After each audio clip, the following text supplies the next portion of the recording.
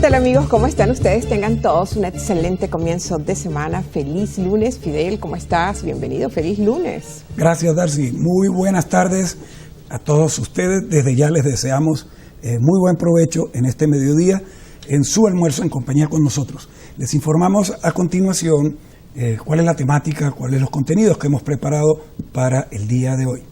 Sí, vamos a hablar en la primera parte del programa sobre la noticia económica más relevante de la semana que recién acaba de culminar, y es el precio que alcanzó la canasta básica familiar, 303.615 bolívares en mayo pasado.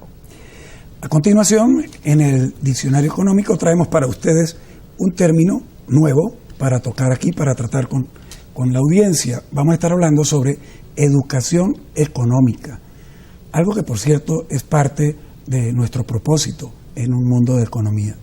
Eso sí es verdad. Bueno, y en el tercer segmento del programa, en lo que se corresponde a Táchira y su economía, vamos a hacer referencia sobre las últimas conversaciones y reuniones que han mantenido los gobernadores, tanto del estado Táchira como el departamento norte de Santander en Colombia, sobre reapertura de la frontera. Y para esto lo fundamental no es solo reabrirla, sino garantizar que jamás vuelva a cerrarse. Inclusive también con la inauguración del puente Tienditas proponen que se reabra la frontera. Esos son los temas. Esos son los temas, y desde ya ustedes van a tener en pantalla todas las redes para su comunicación, su participación con un mundo de economía. Damos inicio. La cesta básica alimentaria alcanzó en el mes de mayo pasado el precio de 303.615 bolívares con 59 céntimos. Esto representa un aumento de 18,5% respecto al mes pasado, que son 47.468 bolívares con 80 céntimos. Se requieren de 20,2 salarios mínimos para poder consumir la totalidad de la canasta básica familiar, cuando esta canasta está calculada para ser consumida por 5 personas. El documento también, esta es una información, tenemos nosotros la información del precio de las canastas, tanto alimentaria como la básica, por parte del CENDAS, que es el Centro de Documentación y Análisis Social de la Federación Venezolana de Maestros. Y en este último informe reportó que una familia gasta el 74,6% de sus ingresos solo en la compra de alimentos, y que la variación anualizada para el periodo mayo 2015-mayo 2016 es de 608,6%. ¿Qué tal, Fidel? Solo lo que se recibe, casi en un 80%, destinado solo a alimentos para comer, y las demás necesidades básicas que hay que enfrentar. En suspenso, quedan en suspenso. Bueno, esas son las cosas. No solo lo que estamos comentando, 25 rubros de productos de la cesta básica del venezolano presentaron problemas de alta escasez con niveles superiores al 80% en el transcurso del mes de mayo del que estamos hablando. Eso totaliza el 43,10% de los productos de la cesta básica con casi total y absoluta escasez, según los datos del CENDAS. Además, esto reafirma, los datos del CENDAS reafirman lo que a diario se denuncia por parte de los consumidores venezolanos, el rechazo a que el hecho real de que los salarios no alcanzan ni para cubrir el mínimo de las necesidades de los ciudadanos. Referido a esto, por cierto, es un anuncio hecho hoy por el ministro de Economía, presidente del Gabinete de Economía del Gobierno, el ministro Pérez Abad, quien indicó que en el próximo trimestre se decretará un nuevo aumento salarial, en este caso, al parecer, de salario general, un decreto general. Habrá que esperar. Sendas reporta también entonces que el salario mínimo de 15.051 bolívares con 15 céntimos actual alcanza apenas para cubrir el 5% de la canasta básica familiar, que indicó Darcy hace unos segundos, está ubicada en 303.615 bolívares. El registro del mes pasado también muestra un incremento de 260.000 bolívares total en el año sobre la cesta. Aquí hay que apuntalar algo. Hace un año, mayo 2015, Darcy, amigos, la cesta básica del venezolano costaba 42.846 bolívares. Una inflación en alimentos de casi 700%. Sí, Fidel, porque fíjate que nada más la diferencia que hay entre los precios controlados y los precios de mercado está en 2.885,5%. Y eso es, un diferencial salvaje, es producto justamente de esa velocidad que toman los precios cada vez más día a día, producto de la escasez.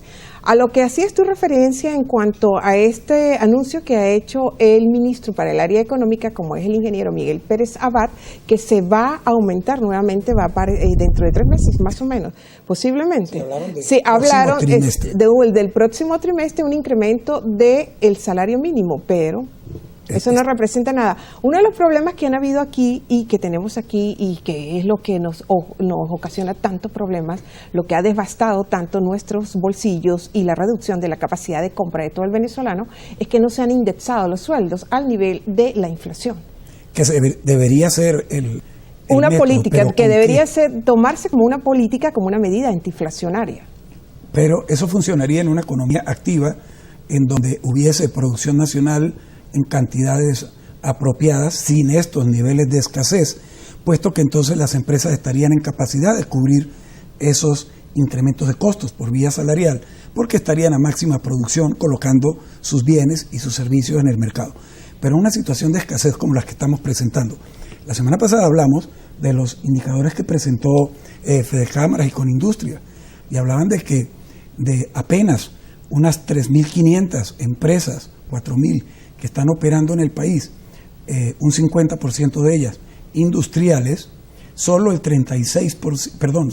están trabajando al 36% de su capacidad instalada. ¿Esto qué indica? Que cuando muchos están en el punto de equilibrio, probablemente por debajo. Entonces no tienen el soporte financiero, ni las ganancias, ni las ventas para soportar incrementos de costos. Por supuesto de que esa naturaleza. No se puede llevar a cabo, como lo mencionaba anteriormente, una indexación de los salarios, porque vivimos en una economía totalmente hipertrofiada. Y la gente, ante esta devastadora realidad, que nada más destina de sus ingresos el 74,6% para alimentos, pues se la está ingeniando también para comprar comida, al punto que mucha gente ya está, y hay reportes, hay información, ya hay datos estadísticos de qué estrategias tomar para poder alcanzar sus ingresos y poder comprar alimentos. Muchos están vendiendo sus ropas usadas. Sí. En mercados, en bazares. Están proliferando. No es solamente ya en Caracas, en todo el resto del país. Usados. En todo el país. Yo lo he visto aquí en San Cristóbal.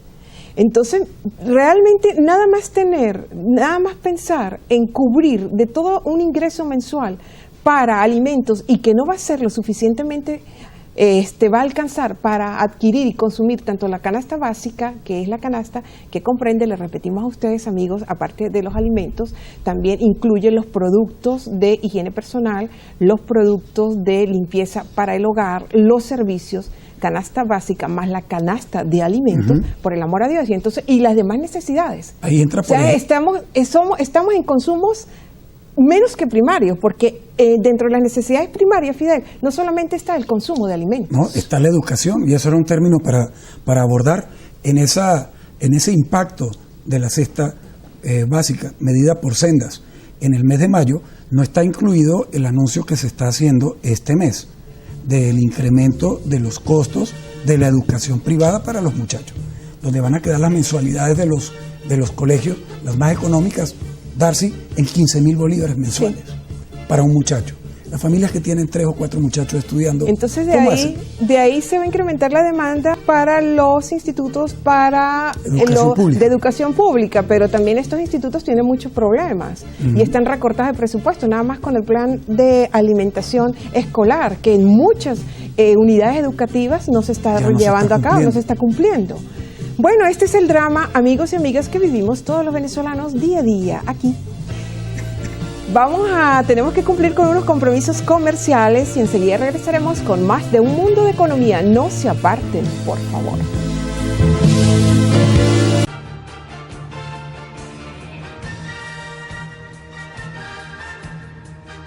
Bien, amigos, estamos en Un Mundo de Economía. A continuación vamos en la sección del Diccionario Económico y Social. En esta sección, el día de hoy, vamos a estar tocando para ustedes como término la educación económica.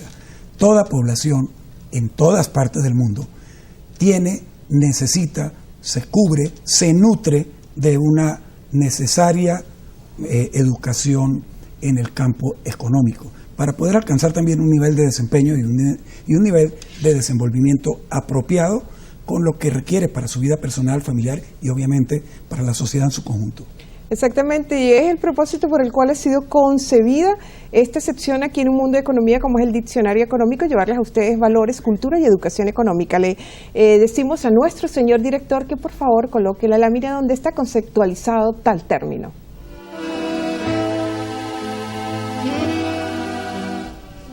Y bueno, vamos a dar inicio. Educación económica, tal como ustedes pueden apreciar, es el proceso de orden pedagógico por medio del cual los individuos que están formándose dentro de un modelo civilizacional histórico les toca asimilar el conjunto de principios, de racionalizaciones y de fundamentos valorativos para poder desenvolverse económica y materialmente en los diferentes roles, como ciudadano, como consumidor, trabajador, productor, elector, contribuyente, etc.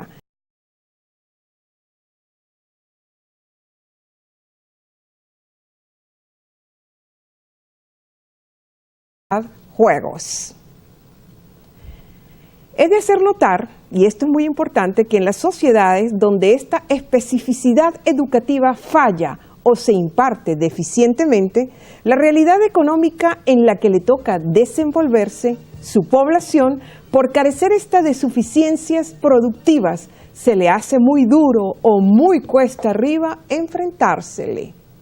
Hasta aquí este término en lo que se corresponde a educación económica, Fidel. Sí, y se refiere precisamente a recibir los niveles de educación necesarios en materia económica. Aquellas sociedades que por una razón o por otra tengan formación o cultura económica deficiente, pues tienen problemas para desenvolverse efectivamente, porque no tienen, digamos, la formación suficiente para saber cómo explotar efectiva y eficientemente los recursos económicos disponibles para generar riqueza, porque la riqueza no está allí. La riqueza no son los recursos, la riqueza es la explotación de los recursos, es el saber qué hacer y cómo hacer para poner a producir esos recursos de manera que generen plusvalía, de manera que generen valor agregado, de manera que se produzca, que se crea la riqueza. Riqueza que después también le genera al Estado por vía de los ingresos fiscales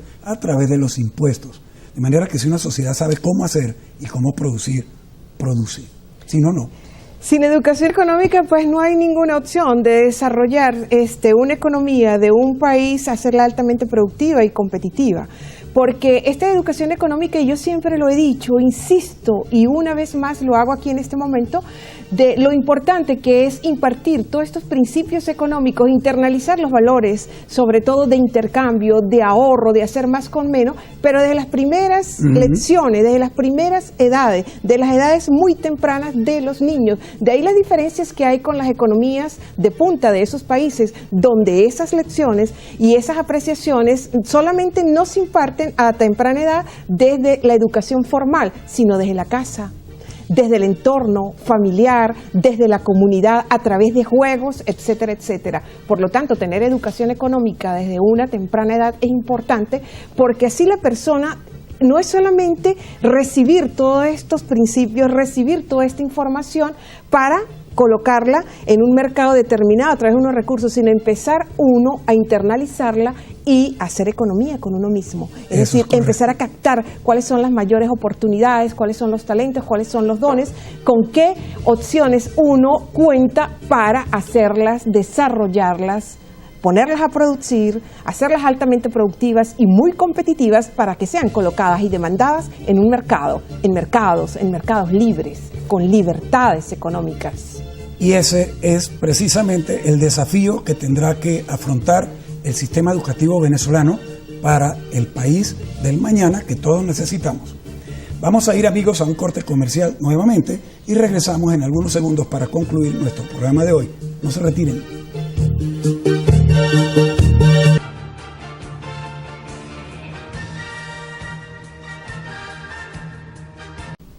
Y nosotros seguimos llevándoles más a ustedes un mundo de economía por Televisora del Táchira. Gracias por su atención.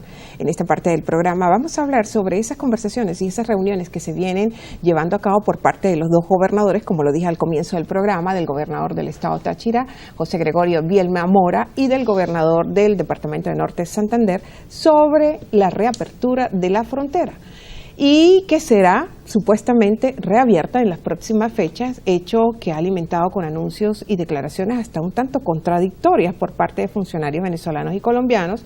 Lo realmente porque el tema fundamental es que la frontera no solo sea reabierta, sino que también se establezcan las garantías y las tanto institucionales como binacionales de que jamás volverá a cerrarse por ningún gobierno, y menos aún de forma unilateral, inconsulta y bastante arbitraria. Así fue como de hecho ocurrió. Bueno, este es el sentimiento que comparte, mis estimados amigos, todo el sector productivo de la región del estado Táchira y muy especialmente del eje fronterizo constituido por los municipios Pedro María, Ureña y Bolívar. Así lo reflejan las declaraciones del ingeniero Isidoro Teres, presidente de la Cámara de Industria y Comercio de Ureña, que lo manifestó en esos términos. Además, apuntó que nunca más se cierre la frontera y que se establezcan y se respeten claras normas de juego económico binacional, porque esta es obviamente una condición que impone el empresariado y el inversionista nacional y extranjero para continuar, para mantener y para continuar expandiendo inversiones en la región, con una frontera cerrada que vamos a estar generando. Y es que a pesar de las declaraciones de buena voluntad que han desarrollado y presentado últimamente los gobernadores Bielma Mora del estado Táchira y William Villamizar del departamento Norte de Santander, además de los planes anunciados de intercambios acordados en materia de combustibles, alimentos, movilización del carbón colombiano, crédito para viviendas a ambos lados de la frontera e incluso hasta juegos de fútbol conmemorativos, imagínate, de la reapertura, la decisión real de reabrir la frontera está en manos de las cancillerías y obviamente de los presidentes Santos y Maduro, quienes tienen la última palabra. Al respecto, por cierto, la Cancillería colombiana, a través de un comunicado público, reconoció que podría haber una eventual apertura de frontera, pero con condiciones estrictas a ser cumplidas. El gobierno colombiano va a imponer condiciones ahora para reabrir la frontera. O sea, se le puso el asunto en bandeja de plata. Así lo indicó la Cancillería colombiana luego del encuentro de los dos gobernadores. Como pueden ver, la reapertura de la frontera se mantiene aún dentro de las brumas de la incertidumbre. Pero sin lugar a dudas, esta reapertura está cerca por una simple razón. Ya no hay motivos ni argumentos de ninguna naturaleza para mantener la frontera cerrada. De hecho, se requiere abrir la frontera ya por razones de otro orden, de orden humanitario. Así que a abrir la frontera, señores, ábranlas. Sí, Fidel, pero claro, se vienen manteniendo reuniones, sobre todo representantes de ambos países, tanto los gobernadores, igualmente el embajador de Colombia aquí en la República Bolivariana de Venezuela, como es Ricardo Lozano Forero, se reunió con representantes de la Cámara de Comercio y la Cámara de Industria, tanto de Ureña como del municipio Bolívar, y están adelantando acuerdos para y darle cumplimiento sobre todo y volver a reanudar todo lo que son los intercambios comerciales, los intercambios financieros y también muchos acuerdos sobre todo en cuanto a los tratados integracionistas. Mi pregunta es, bueno, casi un año prácticamente de estar cerrada la frontera. El gobernador del Táchira pues está haciendo mucho hincapié y ha manifestado su alto interés de que se abra lo más pronto posible. Pero, ¿y después los argumentos la abren de la noche a la mañana? ¿Y qué pasó? ¿Cuál va a ser la evaluación económica de las pérdidas tan grandes que arrojaron económicamente hablando? De todo el daño social y moral que se hizo. ¿Es que acaso no hay memoria? Y es que, o sea, ¿cuáles son los argumentos que va a manejar aquí el gobierno nacional, el gobierno regional, por los cuales se cerró la frontera y su evaluación después? Y los argumentos también para reabrirla, ¿no? La justificación. Ajá, y entonces uno se pregunta también, ¿alguien va a asumir la responsabilidad por los daños ocasionados. Se van a generar, digamos, algún tipo de plan para resarcir ese tipo de daños ocasionados. Porque tendría Son que preguntas en el aire. muy interesantes, sobre todo de mucho peso, porque sería algo tomarlo de una manera muy vacua, muy superficial, reabrir la frontera como si nada. Eso sería, te digo, como producto de algo muy mágico, muy fantasioso, y todas las pérdidas, tantos negocios que cerraron, tanta fuerza, tanta mano de obra que se fue, que quedó sin trabajo, inclusive se fue a trabajar al departamento de Norte de Santander y volver a reabrir con las mismas condiciones de antes. No, y empresas completas. ¿Cuál va a ser el costo para volver a reabrir y luego reiniciar sus procesos productivos? Son las mismas condiciones. Esto es de alta irresponsabilidad. Realmente, yo insisto, Fidel, que el peor mal de la tierra, o tal vez el único, es la falta de memoria y la inconsciencia. Sí. Así es sencillo. Sí. Bueno, amigos, hemos finalizado esta entrega de hoy lunes. Fidel, tenemos que despedirnos. Sí, efectivamente. Nos retiramos por el momento de sus pantallas. Los invitamos a que sigan con nosotros el próximo jueves y viernes de esta y de todas las semanas.